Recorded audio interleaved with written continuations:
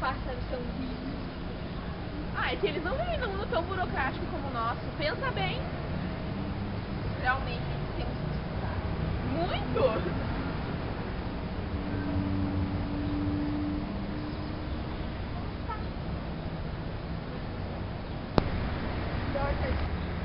Bem bacana essa exposição do Guaíba. Muito, olha só. Olha como os pássaros eram bonitos. Ai, eu acho que eles não vivem num mundo tão burocrático quanto o nosso. Olha só. Ah, a gente não pode porque a gente tem que estudar. Vamos lá ligar pra Ana, eu acho que ela está chegando. Burocracia e burocracia. Vamos lá? Vem pra cá.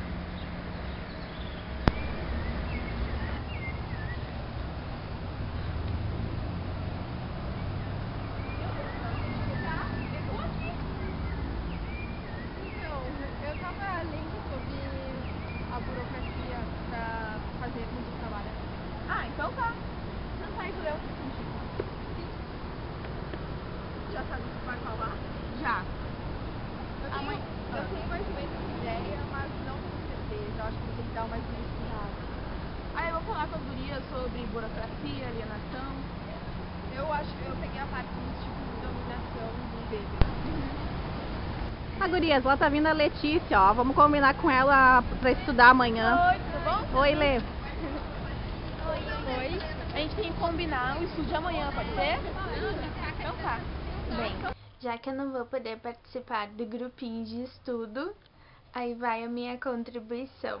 Afinal, o que é burocracia? Na teoria, burocracia é uma estrutura organizacional que permite a coordenação de qualquer atividade humana. Então, burocracia é uma forma de organizar. Não que a burocracia esteja regida, mas ela tem essas... Não são três princípios, mas são, digamos que, uma característica, um tópico, que é: burocracia é poder, burocracia é controle e burocracia é alienação. Burocracia é poder, controle e alienação, tudo em uma coisa só. Mas por que bulhufas burocracia é poder? Porque, na teoria, poder é a capacidade de impor controle contra qualquer tipo de atividade.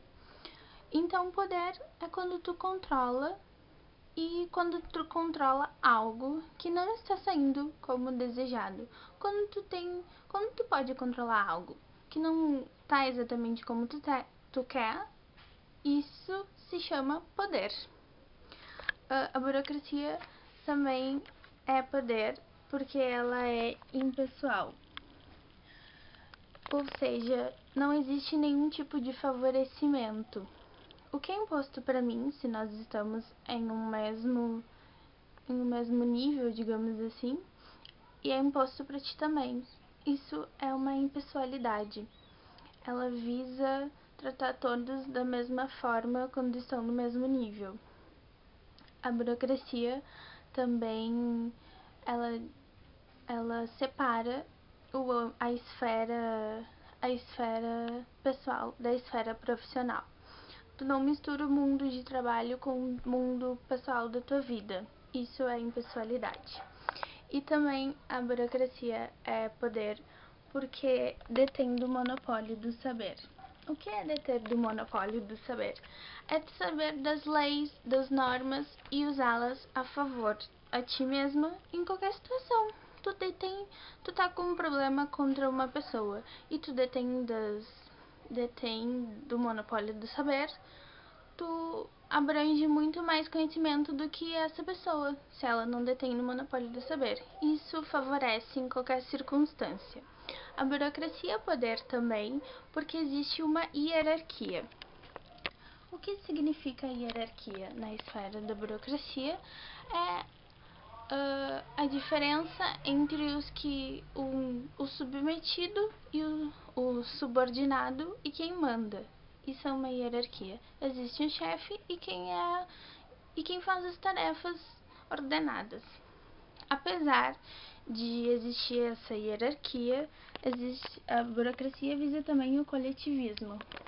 A burocracia visa o coletivismo porque por mais que um setor, digamos assim, de uma empresa deixe de funcionar, existem outros setores que funcionarão do mesmo modo. Isso é visar o coletivismo. A burocracia também é poder porque ela é racional e eficiente. Isso não precisa de explicação, eu acho. É poder porque ela é racional. Tu pensa do modo eficiente de fazer qualquer coisa. Eu acho que essas são as características do porquê burocracia é poder.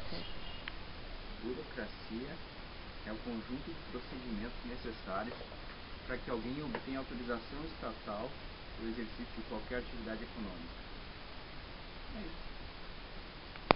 Burocracia é uma estrutura social na qual a direção das atividades coletivas fica a cargo de um aparelho impessoal, hierarquicamente organizado, que deve agir segundo critérios impessoais e métodos racionais.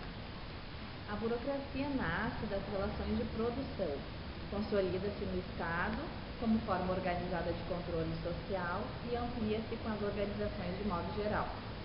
Então, assim, a sociedade moderna ela tornou-se uma sociedade de organizações burocráticas, submetidas a uma grande organização burocrática que é o Estado. Sim.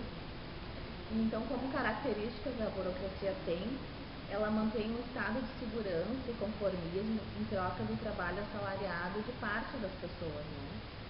E as pessoas participam dessas grandes organizações impessoais e a vida em comunidade perde o sentido. A burocracia tem como características um estado de segurança e conformismo em troca do trabalho assalariado de boa parte das pessoas. E essas pessoas elas participam dessas grandes organizações impessoais e a vida em comunidade perde o sentido. E o próprio trabalhador perde essa significação intrínseca nas organizações burocráticas, né? O trabalho dele não tem mais o verdadeiro valor, ele fica superficial, né? Fica subentendido dentro do valor. E as necessidades dessas pessoas elas são manipuladas por meio das relações entre produção e consumo, né? Que isso passa a orientar a vida das pessoas. E com isso o comportamento passa a ser disciplinado e caracterizado como responsabilidade social. E caso o comportamento padrão não seja seguido, sofre-se algumas penalidades, né? E na esfera política, a participação das pessoas perde o sentido. É fortalecida aquela aparência de democracia e efetivamente o regime político dominante.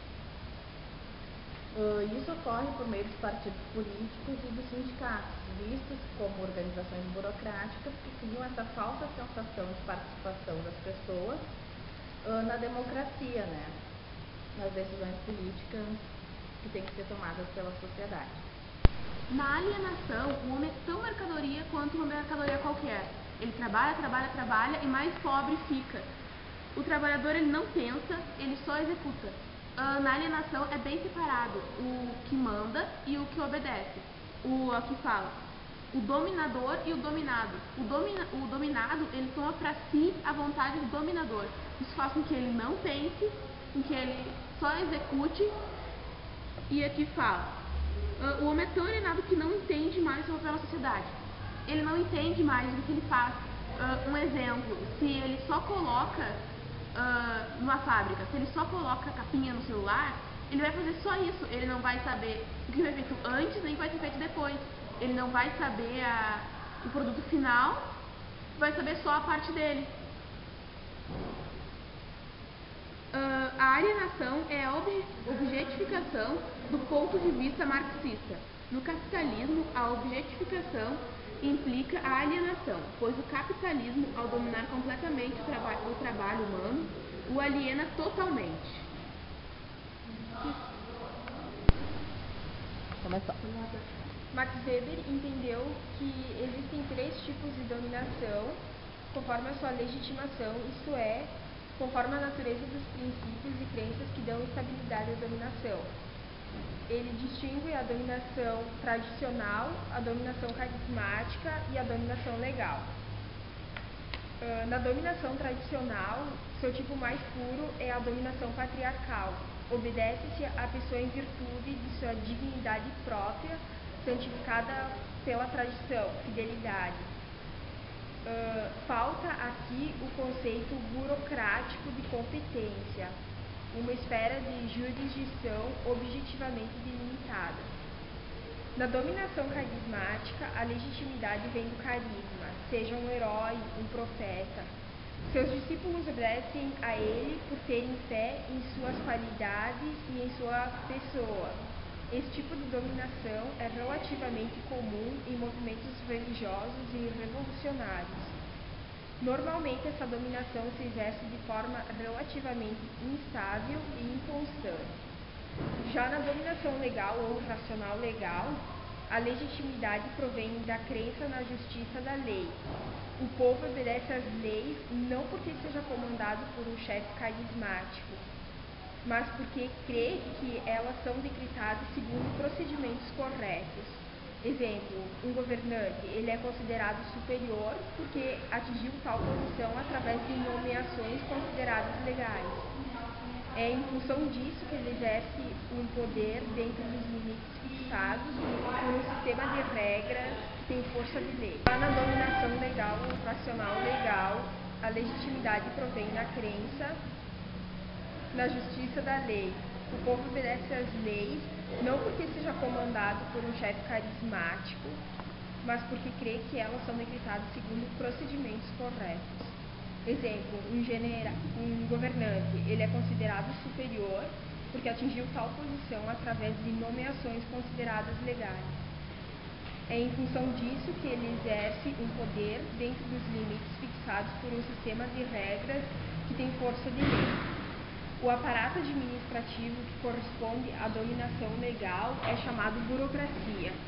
A burocracia implica em uma separação rígida entre os bens privados e os bens públicos. Outra característica da burocracia é que ela é controle. De acordo com Prestes Motta, as organizações burocráticas são veiculadas da estrutura social. Elas reproduzem uma estrutura social característica de uma formação social. Essa reprodução significa uma recriação ampliada das condições de produção de cada sociedade em um dado sistema econômico. E, como consequência, reproduzem-se também as classes sociais dessa mesma estrutura. Sem embargo, na organização do trabalho, a especialização das tarefas faz com que o trabalhador domine de forma insignificante o processo produtivo, permitindo ao capitalista controlar o produto final. E assim o expediente de cada controle do processo, do produto, passa a ser do capitalista. Bom, nós já sabemos que burocracia é uma administração racional e eficiente que visa sempre a organização. Nós sabemos também que burocracia é poder, controle e alienação. Agora nós vamos ver um pouquinho sobre o que esses três aspectos têm em comum: o poder, o controle e a alienação. A impessoalidade, ou seja, a qualificação não se dá pelas características pessoais, como por exemplo, como as características pessoais e a tradição, e sim pela qualificação, sempre qualificação. Isso é impessoalidade. As regras, sempre vai ter quem manda, a diferença entre quem manda e quem obedece seguindo as regras. A subordinação, que também se encaixa nisso, entre quem manda e quem obedece, vai ser sempre um cargo de subordinação, até mesmo quando tu é um chefe ou um gerente do topo de uma hierarquia. Tu vai ser subordinado, digamos, do Estado, das leis do Estado. E adestramento. O adestramento se refere mais à burocracia e à alienação. Por que só na burocracia e alienação? Porque a burocracia e a alienação, ela não promove reflexão, e sim adestramento. Por isso que é alienação.